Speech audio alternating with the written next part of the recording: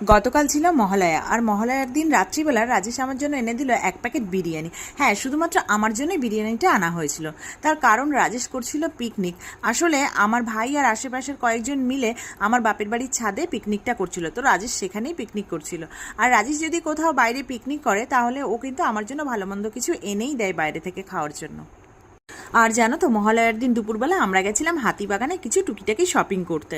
তো শপিং আর কি করব, এত ভিড় হয়েছিল যে আমাদের অবস্থা খুবই খারাপ হয়ে গেছিল। আর তার মধ্যে পেটে কিচ্ছু পড়েনি সারাদিন, সকালে যা খেয়ে গেছিলাম তাই, আর দুপুরবেলা কিছু জুস টুস খেয়েই কাটিয়েছিলাম। তো তার জন্য এত মারাত্মক খিদে পেয়ে গেছিলো। আর বুঝতেই পারছো বিরিয়ানিটা হচ্ছে লোভনীয় খাবার, আর তার মধ্যে এত খিদে। তো সামনে বিরিয়ানিটা পেয়ে আমি কিন্তু আর লোভই সামলাতে পারছিলাম না, চট করে কিন্তু আমি নিয়ে বসে গেছিলাম খাওয়ার জন্য। আর বিরিয়ানিটা সত্যি এত টেস্টি হয়েছিল না, আর খিদের জন্য আরও মনে হয় ভালো লাগছিল।